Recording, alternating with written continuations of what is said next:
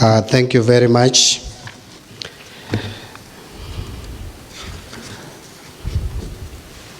The Chair, Council of Governors, Governor Anne Waiguru, Principal Secretaries of the National Treasury and Economic Planning, both the Principal Secretary for National Treasury, Chris Kipto, and the Principal Secretary in charge of Economic Planning, James Muhati, other Principal Secretaries present, accounting officers, Chair, Budget and Appropriations Committee, my brother, Honorable Ndindi Nyoro, with whom we have worked for long in Parliament, our development partners, members of the Fourth Estate, distinguished guests, ladies and gentlemen, good morning. Yeah, this is going to be my first launch of this process as Cabinet Secretary.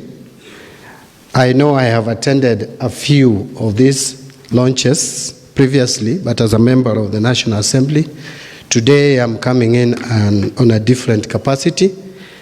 But I want to echo what my brother Ndindi, I think it was Ndindi Nyoro who said it, that this shouldn't be a ritual to tick the box. This should be treated as a very serious exercise, as I will mention shortly. It is a launch with a difference. We are changing the mode and method of doing the budgeting, as you will hear shortly. And even in terms of accounting and reporting will shortly change, because we are moving from the cash basis of accounting to a accrual basis of accounting, which I will explain shortly. So it is my pleasure to be with you this morning for the official launch of the financial year 25-26 and medium-term budget preparation process. Indeed, this is my maiden launch of this process, as I've mentioned. And you'll remember that I recently issued guidelines on the preparation of the financial year 2025-26 and the medium-term budget in accordance with Article 220 of our Constitution and Section 35E and 36 of the Public Finance Management Act, which is Cap 412A. It is further to these guidelines that we are here today to officially launch the preparation process of the financial year 2025-2026 and the medium-term budget. Ladies and gentlemen, as we launch this process, it is important that we appreciate the economic environment within which we are operating. I know my colleagues have alluded and mentioned the economic space and economic environment, but allow me also just to echo a few issues around the same. In the global scene, economic growth is expected to remain subdued over the medium term as the effects of high inflation, restrictive macroeconomic policies, geopolitical tensions, and challenges in the Chinese economy weigh on our outlook. For many countries, the inflation remains the primary focus, but as the inflationary pressures continue to ease, especially in our economy, the global policy focus will increasingly shift to managing other risks to growth, such as the climate change, high debt sustainability, among others. The latest World Economic Outlook report indicates that global growth is projected to drop slightly to 3.2% in 2024 from 3.3% last year, before then recovering back to 3.3% in 2025. In the advanced economies, growth is projected at 1.7% in 2024 before rebounding to 1.8% in 2025. Several global factors pose risks to the outlook. Monetary policy regimes could remain tight for an extended period due to persistent inflation. We also are expecting heightened geopolitical tensions in the Middle East to continue, and the risks which are associated with the Ukraine-Russia war and possible escalation in geopolitical politics could add to energy costs, disrupt international trade, and slow global growth.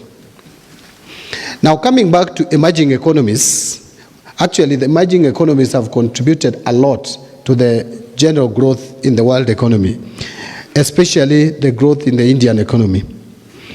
In the emerging markets and developing economies, growth is projected to remain stable at 4.3% in 2024 through to 2025 from a growth rate of 4.4% in 2023. So a slight drop there. When we come back to the sub-Saharan continent or African region, growth is projected to remain moderate at 3.7% in 2024 and possibly jumping to 4.1% in 2025. Kenyan economy is not immune to the global developments, and the combination of elevated inflation and high interest rates has resulted in lower growth over the past year. We are all aware that the interest rates have remained relatively high. In a bid to manage our inflation, our central bank has maintained the base lending rates at a relatively high rates, which has resulted to slower growth because the private sector is not accessing loans and finances as would be expected. Our growth has been supported by strong agricultural and manufacturing activities underpinned by favorable weather conditions, strong service sector and macroeconomic environments, ongoing public infrastructure investments, especially in the housing sector, and sustained business confidence. The economy is expected to grow by 5.5% in 2025 as compared to 5.6% in 2023. Ladies and gentlemen, for the financial year 2025-2026, and the medium-term budget is being framed and prepared within the context I have just highlighted. The budget will also be anchored on the fourth medium-term plan, MTP4 of the Vision 2030, and continue to support the implementation of the bottom-up economic transformation agenda. This will be achieved through continued implementation of a growth-responsive fiscal consolidation plan designed towards slowing down public debt without compromising service delivery. And our focus will remain the five pillars of the better with the largest impact on the economy and household welfare. And these are agriculture transformation or agricultural transformation. As I mentioned earlier in other fora, we must look at agriculture as a means to achieve an end, not agriculture or agricultural growth as an end in itself. We must have agriculture to support manufacturing if we have to realize significant growth.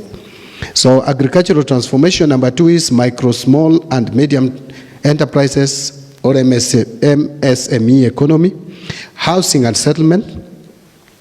Number 4 is healthcare, and lastly, the digital superhighway and creative economy. Further, the government will work towards ensuring responsible economic management to support economic inclusion and empowerment, broadening opportunities and promoting equity, attracting investment in key sectors like improving health and education outcomes by increasing access to healthcare and all levels of education and investing in priority skills. In this regard, the sector working groups will be required to undertake a thorough review of the proposed budgets and prioritize allocations accordingly towards improving productivity and achievement of MTP4 objectives. I'm emphasizing this because the recent challenges we have faced as a country is as a result of not paying serious attention to productivity or using budget to promote productivity. That has slowed down employment creation and has also affected inclusivity or inclusion.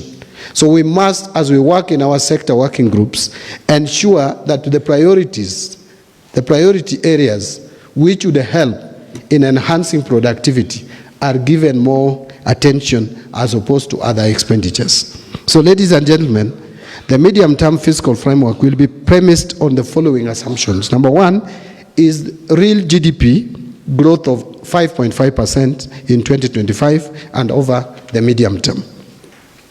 Two, inflation to be maintained within the target range of plus or minus 2.5% or 5%. We are currently within that range perfectly well, so we need to maintain that. Our interest rates to ease downwards and foreign exchange rates to remain stable over the medium term. Total revenue to improve gradually to reach about 7% of the GDP in the financial year 25-26 and over the medium term even to reach 20%. Total expenditure to decrease to below 21.5% of our GDP in financial year 25-26. So as you work in your sector working groups, bear in mind that our total expenditure must be maintained at below 21.5% of our GDP in the financial year 25-26 and over the medium term in line with our fiscal consolidation policy. Ladies and gentlemen, the implementation of the financial year 24-25 budget has commenced in earnest.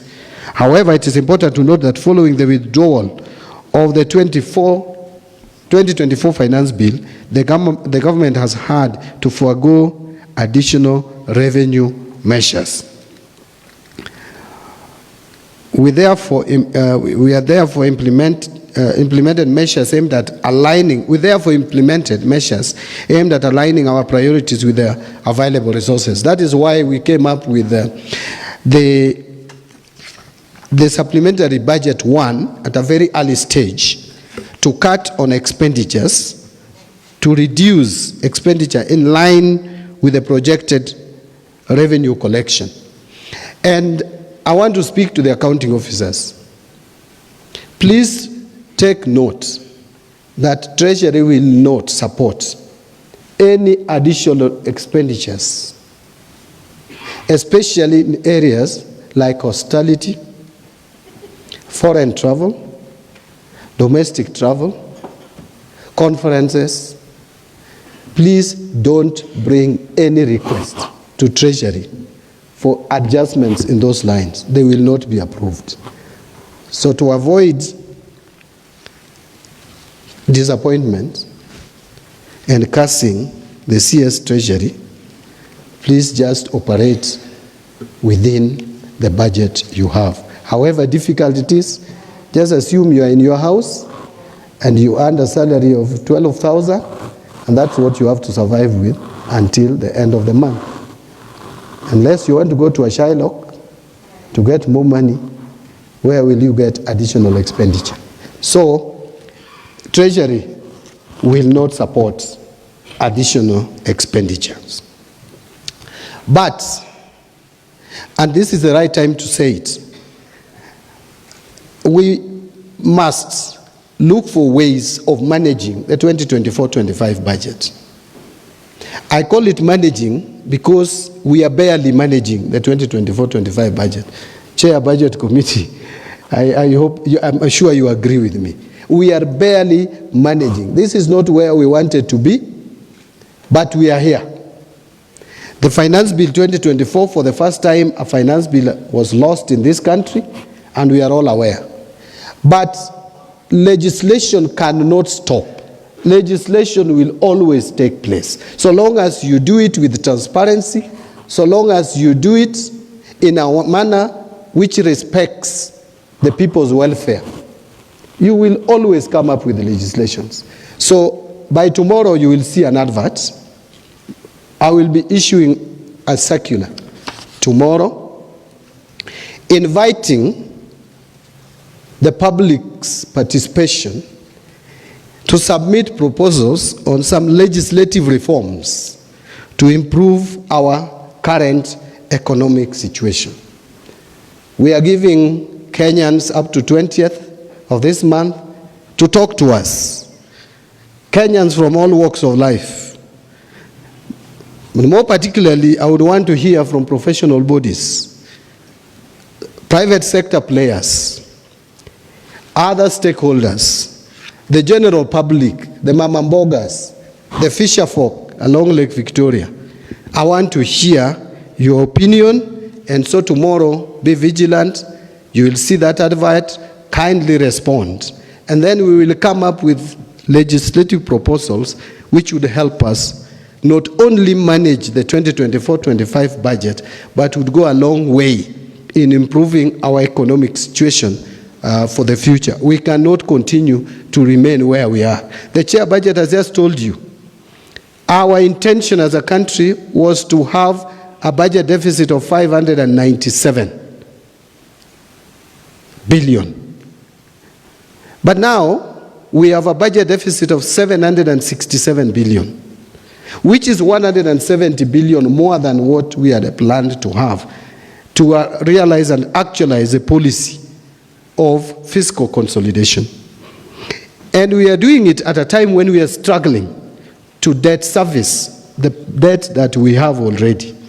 So probably where I disagree a bit with the chair budget is that the money we are paying to service the debt is not disappearing in thin air. It is money we are paying for commitments, for money that we used before in this country. Whether we misused it, that is our indiscipline and bad manners. We should not blame the people who gave us the money. It is upon us to make sure that we pay back. We must pay our debts. We have no issue. We have no two ways about it. There is no debt restructuring in this country. We will not accept it.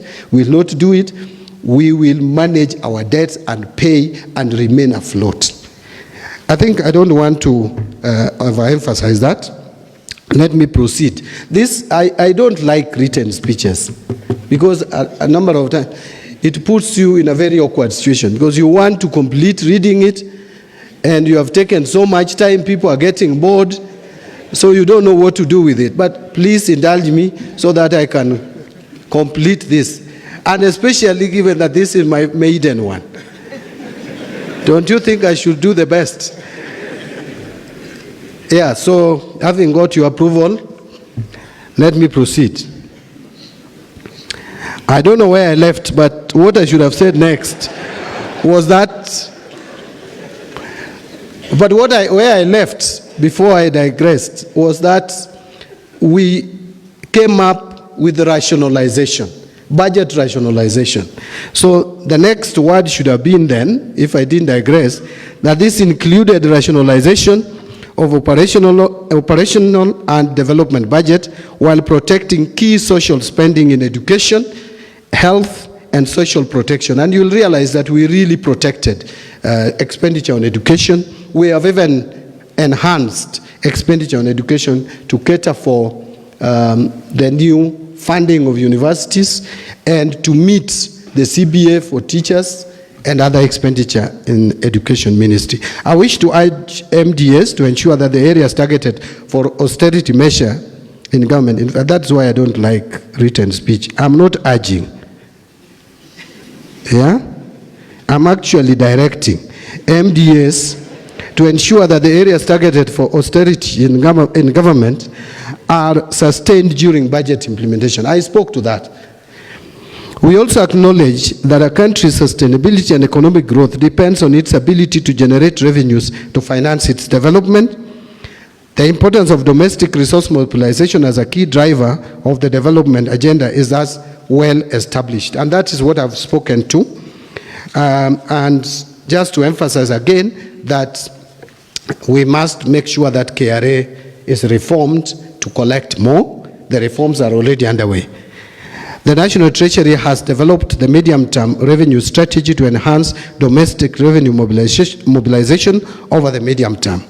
The strategy will guide tax administration to improve efficiency in the administration of tax laws, create tax rates that will enhance compliance, and build the tax base.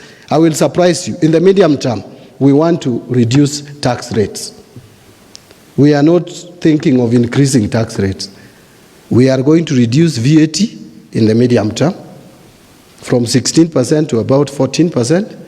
We want to reduce other taxes, including corporation tax or corporate tax, from 30 to 25%, and even pay as you earn.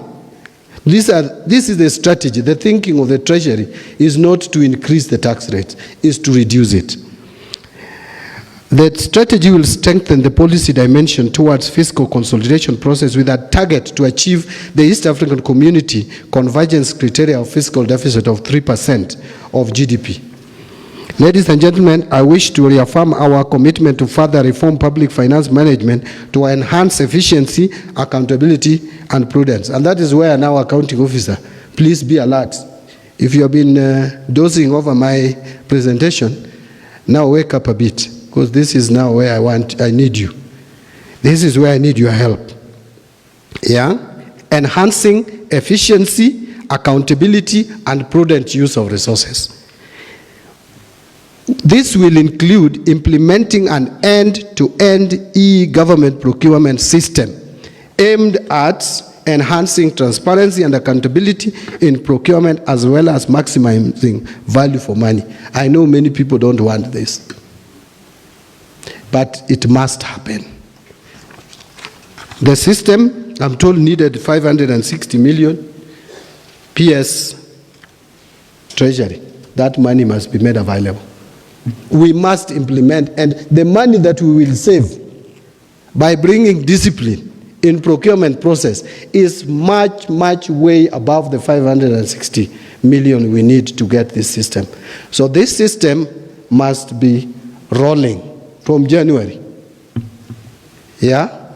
So there will be no excuses, no piloting anymore. We are piloting now. The system is currently undergoing piloting. That was the next word written for me here, but it's also in my head. In readiness for rollout to all MDS, including county governments, governor, UG governor, all the entire government, national 48, end-to-end procurement process. This broken system must just stop. To further strengthen management of public resources, we are in the process of transitioning from cash to accrual basis to improve cash management and enhance financial and fiscal reporting. That I mentioned. The accrual accounting will enable the government to account for all its assets and liabilities, including all government assets. At the moment, the government assets, nobody knows the value of land, buildings, whatever assets. No one can with certainty tell us this is what Kenya government has in terms of assets. So we are moving to that. Liabilities. Look at your pending bills. It's usually an appendage in the financial statement. It is for disclosure. It is going to form part. Any debt that you have will form part of our statements so that we can know whether Kenyan should be auctioned or liquidated or not. I have in this regard constituted a multi-agency task force team, which is headed by the Principal Secretary in the National Treasury to guide the rollout of this initiative. So Chris Kipto is in charge. We have also initiated reforms geared towards automating assets and inventory management in MDS as well as county government. When I was chairing Public Accounts Committee, the accounting officers, you know, the biggest challenge we had was this accounting for our assets. Yeah? You kept on saying, we are in the process, but we don't have money to do it. Treasury has not released money. Now that excuse will not be there anymore. The Public Accounts Committee chair will be enjoying holidays. Towards this end, we will soon be operationalizing the assets and inventory management modules in our IFMIS with the module for all MDS. This will enable the government to have full visibility of all assets and inventory and facilitate optimal assets utilization and ensure idle and unserviceable assets are disposed in conformity with existing legal requirements. In the recent past, Kenyans across the country have demanded for more accountability and prudence and value for money in the use of public resources. In view of this, accounting officers should ensure that all expenditure made by your respective MDS is lawful and authorized. In addition, public spending should be effective, meet the objectives, should be efficient, economical, and transparent. If you have to do a 10-kilometer road, first of all, that road should exist, effective. If it exists, has it been done properly? Efficiency.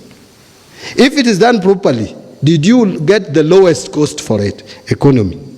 And finally, how did you get there? Is everyone convinced that you are fair to everybody, including contractors? Transparency. You are therefore reminded to provide information on any fraud, losses, or any violation of public finance management laws, and give explanation for the actions you are taking or taken to prevent a similar problem in the future.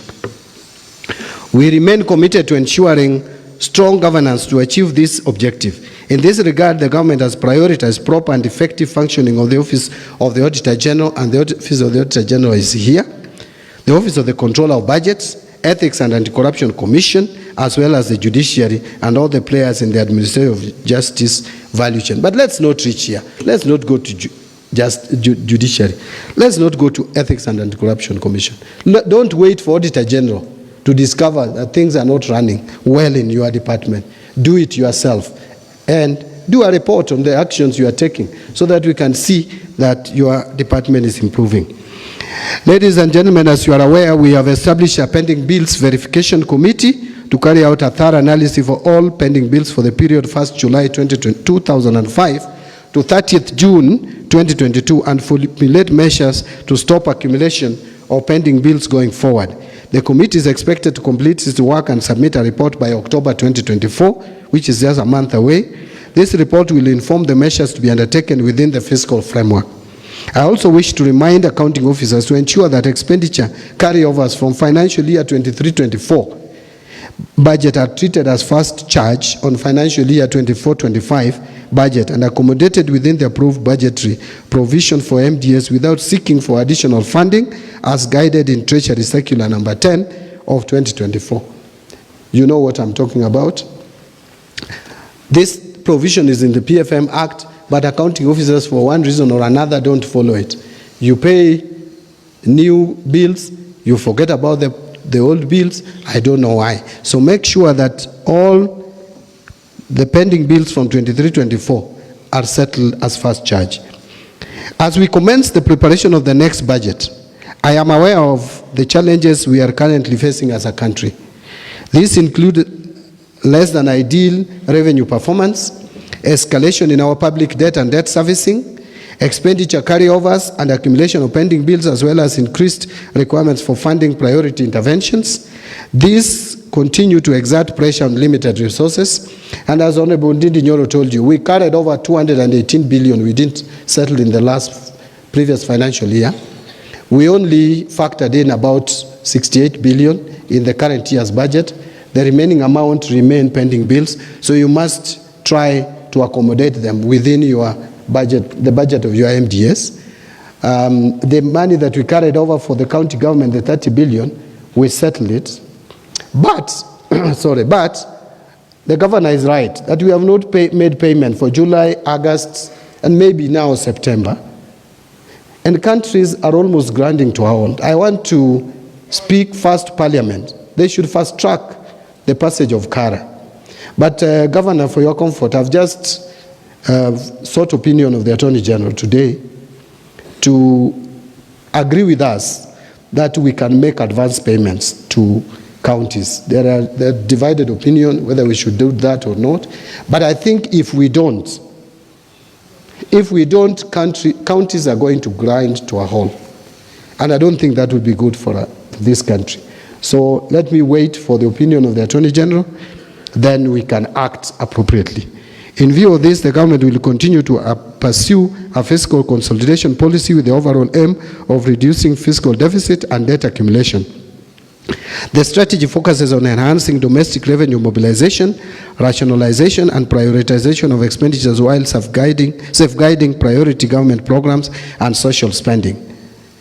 The government will further entrench the adopted zero-based budgeting approach in the preparation of the financial year 2025, 2026, and future budgets.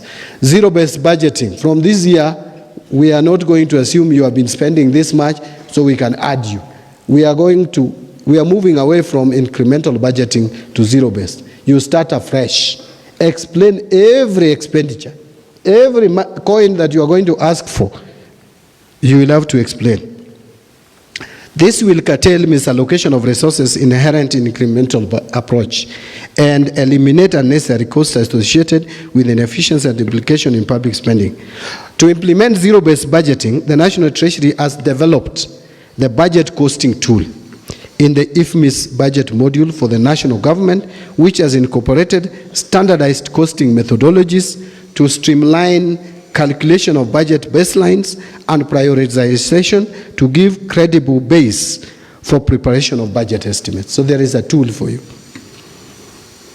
I therefore expect that sector working groups will ensure that all expenditure items in the financial year 25-26 budget are justified and emphasis is placed on allocating the limited resources based on program efficiency and requirement rather than incremental budgeting.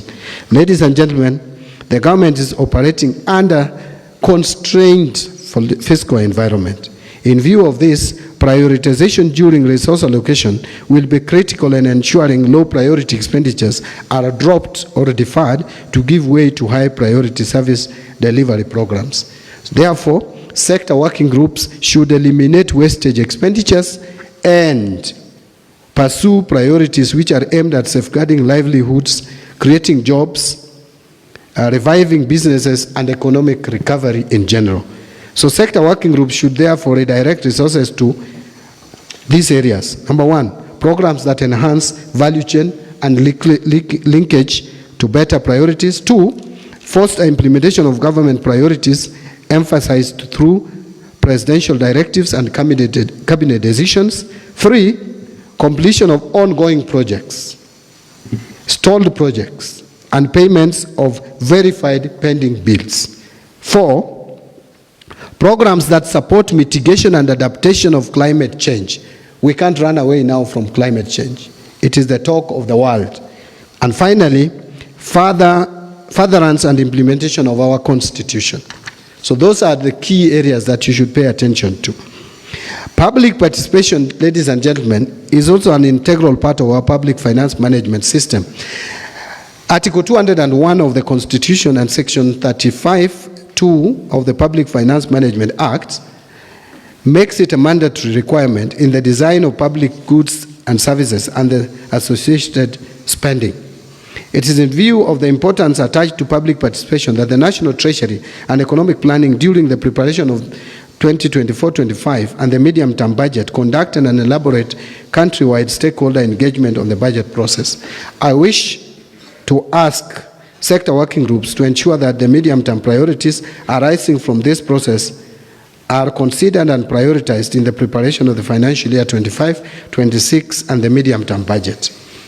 I wish to emphasize that the National Treasury will ensure it fulfills its legal mandate in ensuring a more participatory approach in the management of our financial matters. In equal measure, I also wish to urge sector working groups to embrace meaningful participation during this process by identifying and engaging stakeholders to obtain input during the budget preparation process. Ladies and gentlemen, the Constitution and the Public Finance Management Act requires timely preparation of key policy documents and bills for approval by Cabinet and Parliament. In this regard, accounting officers are expected to strictly follow the schedule of activities outlined in the budget calendar provided in the Treasury Circular number 11 of 2024. Finally, and I thank God it is final, I just want to assure you that my office remains open to consultations and new ideas that will add value to the process. This should not be the last engagement with the sector working groups. The National Treasury and Economic Planning will also be available to provide the necessary support required throughout the process. And with those many remarks, ladies and gentlemen, it is now my humble duty to officially launch the budget preparation process for the financial year 25-26 and the medium term. Thank you very much.